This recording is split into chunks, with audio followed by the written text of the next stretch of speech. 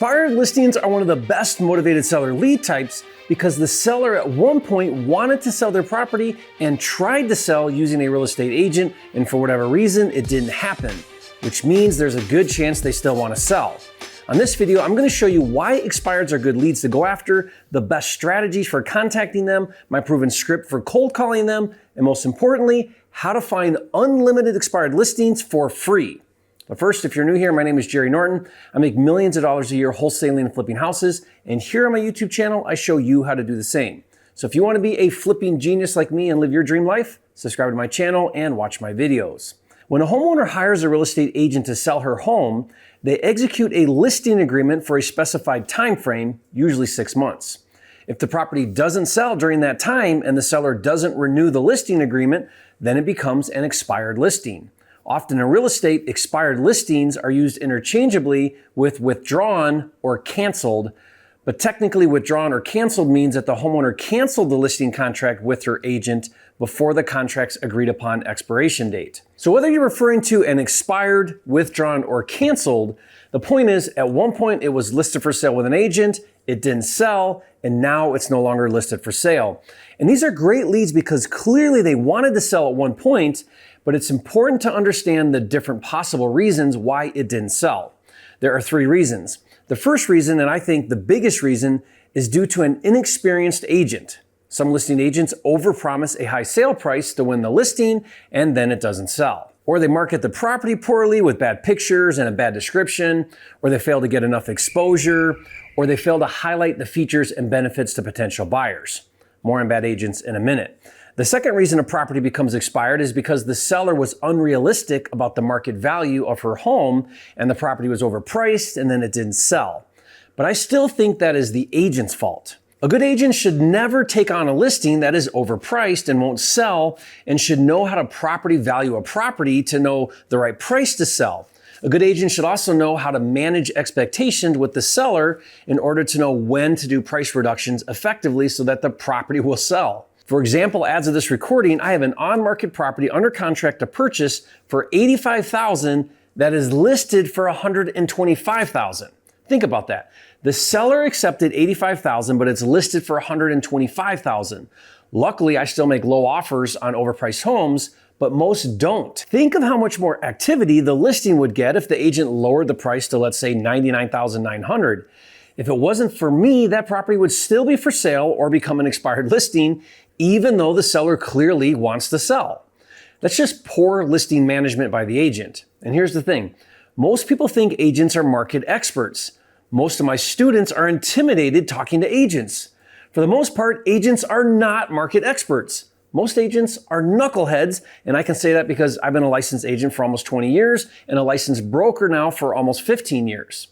Take a look at a recent study that shows 70% of agents sold 5 or fewer homes in the past year, and 49% sold 1 or no properties in the past year. That's crazy. Half of all agents in the marketplace have sold 1 or 0 homes in the past year. And I believe it. I buy a lot of homes from agents as an investor. I've recorded hours of live phone calls where I make low cash offers to agents, and it is blatantly obvious that most agents have no idea what they're doing or how to sell homes. It's no wonder thousands of properties hit the expired listing category. There is a third reason a listing becomes expired, and that's when the property has low or no equity. In that situation, the seller's hands are tied because they can't lower the price anymore, or after paying closing fees and commissions, they won't have enough to pay off the existing loan. Now, this is a common occurrence right now, as of this recording, for sellers who purchased in the past 2 years when the market was high, and now they want to sell. Now, I still hold the listing agent responsible because they should know how to handle that situation and have solutions for sellers. In a minute, we'll talk about one strategy called Subject To that works really well with sellers that have low or no equity, so keep watching. Now that you know why a property becomes expired, withdrawn, or canceled, let's talk about how to find these leads and then the best strategies to contact them and what to say and how to convert them into deals. The very best place to find expired listings is on PropWire. If you've never heard of PropWire, it's the nation's largest database of distressed seller leads with over 157 million properties nationwide. And the best part is it's absolutely free to search and download as many leads as you want. No monthly subscription required and no pay-per-lead upsells. Now to get started, just go to joinpropwire.com. What I really love about PropWire is it's really easy to use. Let me show you. First, select the location you want to search. You can choose by state, county, city, or zip code. Then click the lead type drop-down menu and click Withdrawn. And just to clarify, these are leads that were once listed and didn't sell and now are not listed, so it's all inclusive of expired, withdrawals, or canceled. And quick tip, you can do a cool technique called lead stacking where you can combine multiple motivation filters. Just click Match All Selected and then choose multiple lead types. For example, you could choose withdrawn and low equity if you wanted to target leads that would be good candidates for subject 2. Step 3 is to check the property type you want to target, and then if you want to customize further by price, beds and baths, and other specific features, you can. Step 4 is to review your results. On the left, you'll see a dashboard map with properties marked as dots, and on the right, you'll see a list of properties with information. You can click on individual properties to see property details, including mortgage and tax info, foreclosure details, owner info, comps, history, and neighborhood data.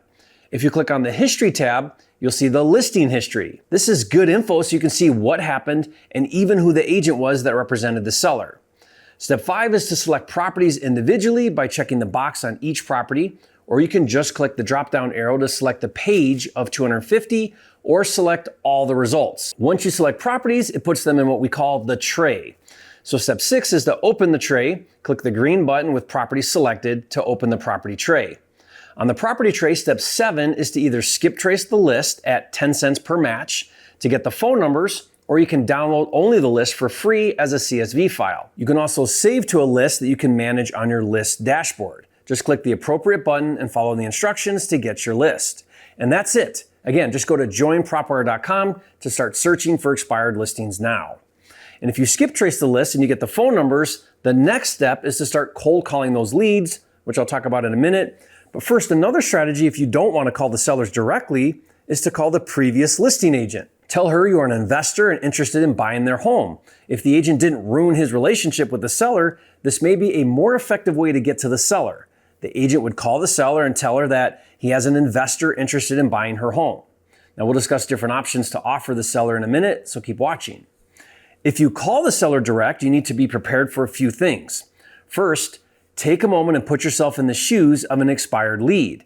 They've already tried to sell with an agent, maybe more than once, but their home still didn't sell.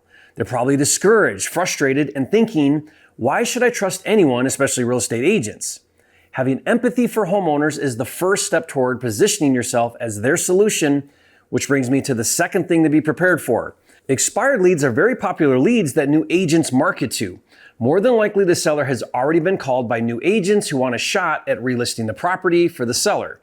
But like I said, the seller is more than likely frustrated and jaded towards real estate agents, or at least their last agent. Knowing that, as an investor, you need to quickly differentiate yourself. Right away, establish that you want to buy their house, not listed as an agent. I'll say something like, I'm sure you've been getting calls from real estate agents, but that's not why I'm calling. I'm an investor and I'd like to buy your home, and I may even be able to pay your asking price. Are you still interested in selling? Now, by the way, you can get my proven seller scripts for all kinds of different situations and scenarios, including expired leads. I'll give it to you for free. Just go to freesellerscripts.com to get the download. Now, once you've got an interested expired lead, it's time to structure your offer. The first thing you need to find out is if the seller has equity in the home. If the seller has high equity and is extremely motivated, then run your buy formula and make an all-cash offer. If the home has at least 70% equity and there's moderate motivation, consider offering a novation. A novation is when you agree on a specific price with the seller and then market on the MLS to find a buyer and you keep the difference. And if the home has low equity, then the best solution is to offer to buy the home subject to. Subject to is a creative financing solution where you take over the existing loan. And if none of those solutions meet the seller's needs, then I'll offer to list the property for the seller. Of course, you have to have a real estate license to do that. But the point is, I want to have a solution no matter what the situation is or the level of motivation. And that's how you win big in this business. So here's what I want you to do next.